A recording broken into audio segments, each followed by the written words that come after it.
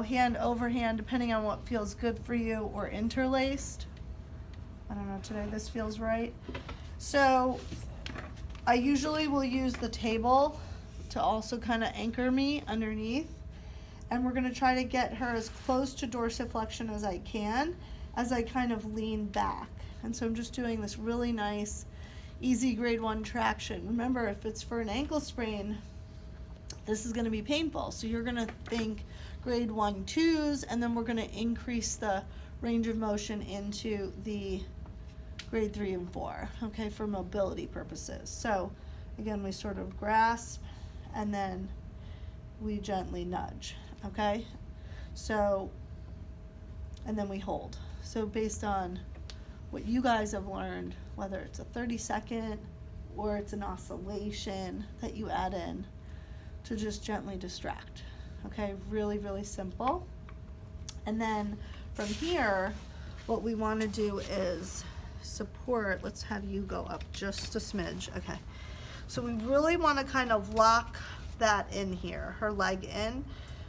We're going to get really close to the talus. We're going to stabilize with one hand as we come right onto, so it's almost like my hands are really close to each other. That, you want to picture the joint lines right under there, okay?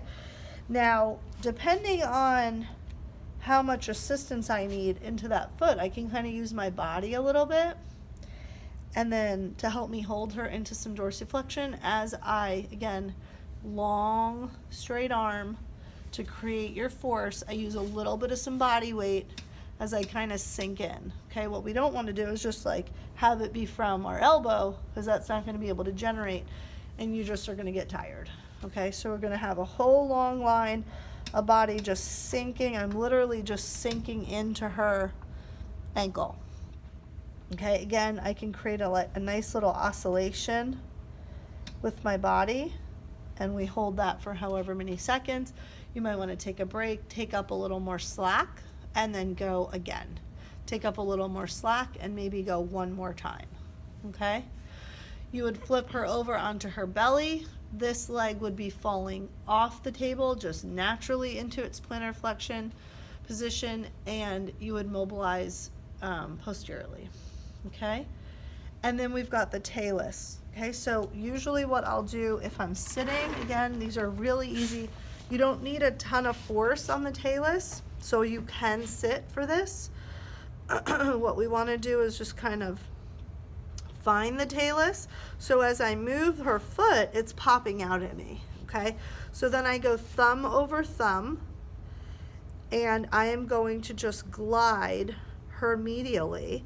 And as I'm doing that, if you notice my hands, this hand is kind of pulling the foot a little bit. This hand is creating a little traction so that I can create that mobilization. Okay, so it's really gentle. We don't want to smash into their foot. Again, there's going to be some swelling likely around here on an acute ankle sprain, but we are far enough away from the anterior the talofib, okay? So we're far enough forward. If you bring your other leg up, if we think like right in that nice little divot right there is going to be her talus, her ATFL is like right there, and then her CFL is right there, and her PTFL is right there. So it's really close to the malleoli. So I'm not near that, I'm on the talus. And then I would swivel around if I thought I needed a lateral glide. Okay, so again, you can do that sitting, and I'm just nudging. This is much easier because the foot naturally wants to be in a little inverted position. Okay, this is the issue with lateral ankle sprains, is that they get stuck like that, and you've got to bring it back over this way and up this way. Okay, so there's your talar mob. So it's thumb over thumb or thumb next to thumb, whatever works for you. After the talus, was that all I did? Last week, you mean? Posterior, anterior, tib fib. Okay, so tib fib, So we've got a couple ways. We've got sort of the heel of the hand, okay, the thenar eminence, coming just under the malleoli, and we're giving it a little superior glide. Now the issue with that is in an acute ankle sprain, they're probably not going to let you push right there because it's going to be sore and painful. So you could come up to the proximal joint and you could do a glide like this, and that will also achieve some mobility there. But ultimately, this guy has got to go that way, okay? And so that's when you would put them on their belly, knee at 90 degrees, drop your table low, low, low, because you have to get on the table, and you're going to go through the heel, the calcaneus, on the lateral border, your thenar eminence to their lateral calcaneus, and you're going to glide it into its superior glide. Okay, so I'll come around to help everybody get into those positions when I see that, because that one's usually a new one for everybody.